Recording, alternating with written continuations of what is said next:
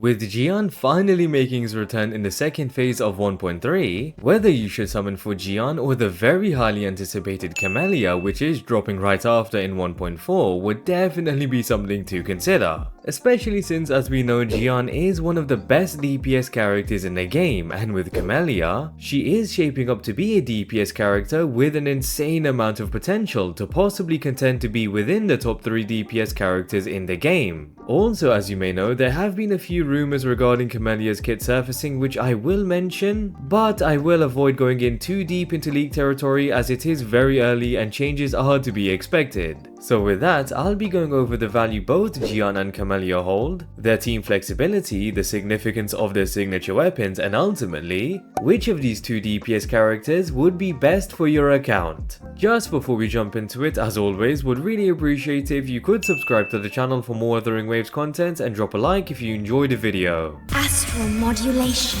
Now I'm gonna kick this off with the first of the two that will be dropping, being Jiyan. The General is currently our only Aero main DPS character in the game and was the first limited 5-star character to drop. So naturally you may believe that considering the amount of DPS characters that have released after him, obviously he would drop in value and there would be better DPS characters that are just more valuable overall. However, that isn't exactly the case, since with Jiyan, the devs decided to bless him with a liberation that is pretty much exclusive to him, and allows him to maintain his value regardless of the amount of DPS characters that drop and outperform him, since the liberation turns Jiyan into a parry bot and will deal a great amount of DPS to enemies along with crowd controlling them. So essentially, Jiyan's liberation is the most valuable aspect within his kit as it does hold quite a bit of utility. However, this does mean that when Jiyan is outside of the liberation mode, his DPS does take a significant dive. Therefore, he is extremely reliant on his resonance liberation and you would only be dealing okay damage outside of it. Additionally, since Jiyan is a traditional main DPS character which is more like a hyper carry, means you would only be relying on him within the team to deal significant amounts of damage, opposed to a dual DPS team where you would rely on 2 DPS characters to deal damage. Which means he is capable of dealing tons of damage by himself, but there will be downtimes. So as amazing of a damage dealer Jiyan is, the only issue is that he is extremely reliant on the resonance liberation. But if you want the easiest DPS character to play with that doesn't require you to remember any combos or tactics, then Jiyan is just a character to offer that simple yet high damage dealing playstyle. Now as for Jiyan's team flexibility, as I mentioned, Jiyan is more like a hyper carry, so he would require a sub DPS character capable of buffing his damage, which means Jiyan's best in slot sub DPS character is in fact Mortifi. Then of course, as for the last slot on the team, either the Shorekeeper or Verina would be perfect in healing and buffing the entire team's damage. So accessing Jiyan's best possible team is going to be extremely easy as Mortifi is a 4-star character with a very niche outro skill, which would benefit Jiyan the most out of every other character. Now there are a few other sub DPS characters that you can pair up with Jiyan, such as Yinlin or Baizhi, as they are all capable of dealing damage off field. But since Mortifi's kit is fully utilized alongside Jiyan and just isn't as effective on any other team, means that there really shouldn't be any reason why you wouldn't run Mortifi along with Jiyan. So ultimately, Jiyan's team flexibility in a way is slightly restricted, as only one sub DPS character in the game is capable of providing a meaningful buff to Jiyan. But since he is a 4-star character, means it would be extremely easy to access Jiyan's high damage dealing capabilities, unlike someone like Changli needing a sub DPS like Yinlin, which is a 5-star premium character.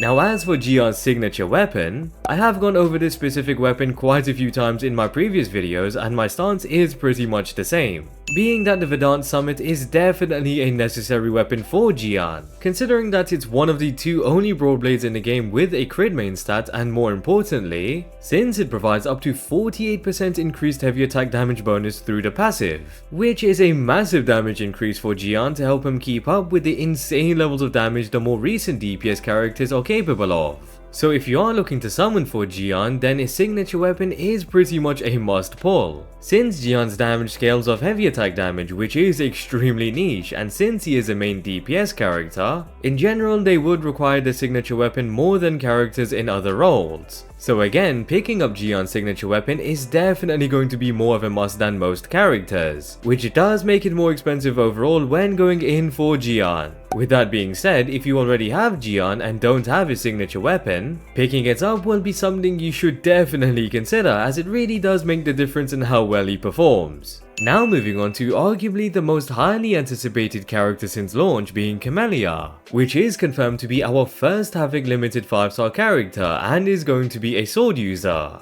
Again, I won't dive too deep into kit leaks, but there are a few aspects regarding her kit, such as having 2 forms, we did definitely expect. Additionally, since Camellia is going to have 2 forms, she would likely have a more fun and complex kit, which it seems like that is going to be the case, and from her gameplay, she is looking to be one of the most fun characters to play in the game. In regards to her DPS and playstyle, since there's no official numbers, we would need to wait and see closer to when Camellia releases exactly how well she will perform. However, considering that she seems to be similar to how Changli plays, which is more like a burst DPS character, I would expect her numbers to not be consistently high enough to be a hyper carry for a team, but will be capable of dealing insane amounts of burst damage. Then again, it has been rumored that Camellia's damage will scale off basic attack damage, leading to her best sub DPS character being Sanhua, since she is capable of providing up to 38% basic attack damage bonus through the outro skill, which would then in fact be able to allow Camellia to play as a hypercarry DPS character. So it is a possibility that Camellia might have abilities within her kit to allow her to play as an amazing secondary DPS on her team, but will also have high enough DPS and abilities to play as a solid hypercarry, which ultimately means she will truly be insanely flexible when it comes to team building. So unlike Jiyan, which is only capable of playing as a hypercarry for a team, Camellia possibly is able to play both as a hypercarry and as a dual DPS. In regards to her actual gameplay that has been revealed, which never really changes on the official release, there are a few attacks Camellia is capable of performing that do have very long animations. Now I believe this would be worth mentioning, since just like Jiyan's liberation allows him to be a parry bot, Camellia might possibly share the same trait, as some of her attacks do have long animation windows which should parry any attacks. So along with her animations looking amazing from what we have been able to see, they are also practical when in battle, which just allows Camellia to be even better overall. Lastly, as for Camellia's signature weapon, just bear in mind that the weapon effects may definitely change, but as of now, the main stat provides crit rate, and as for the passive, it essentially provides a massive 60% basic attack damage bonus and a 12% attack buff. However, unlike Jiyan, there are weapons for Camellia that would be considered as great alternatives to make her signature weapon not that much of a must pull, as there is the Emerald of Genesis being a 5-star weapon most players should have picked up as a free weapon or through the guaranteed convene, which also provides a crit rate main stat and is capable of buffing attack and energy regen. So considering these effects are universal, as every sword user would benefit from them, makes the Emerald of Genesis a great alternative to the signature weapon.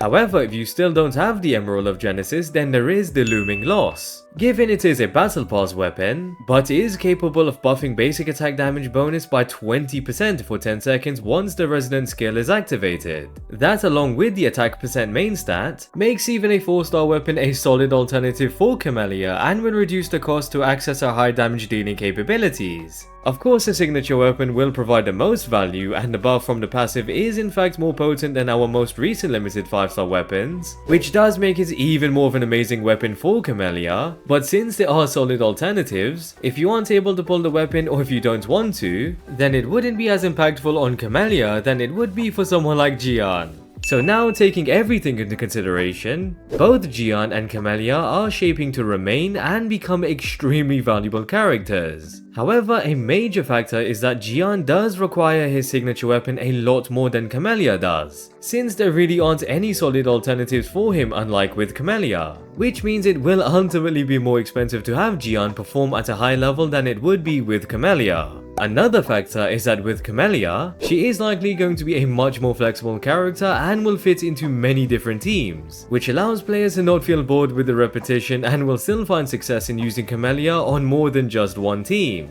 As for the last factor, considering Camellia is releasing much sooner after Jiyan's banner initially released, it would be fair to expect Camellia to provide a much more in-depth kit, much more interesting mechanics, and the ability to deal a lot more DPS, regardless of Camellia being utilized as a hypercarry or a secondary DPS character. Overall, Jiyan's banner might be a bit more valuable since Yoo-Hoo, which is our first 4-star character since launch, will be featured on his banner, so you will essentially be pulling for 2 brand new characters on Jiyan's banner. However, Camellia does still hold a ton of value alone, meaning both banners are definitely worth going in on. Either way, as always, it is down to you with which characters you do pull for since it's based on your account and your preference. But given what we know so far, Camellia is looking to be more versatile, fun, and meta. And with that, I hope you guys enjoyed the video. Would really appreciate it if you could subscribe to the channel for more WutheringWaves content, and if you enjoyed the video, drop a like. Also drop a comment down below on whether you will be pulling for Jiyan or Camellia, or maybe you are aiming to pick up both. And yeah, hope to catch you guys later.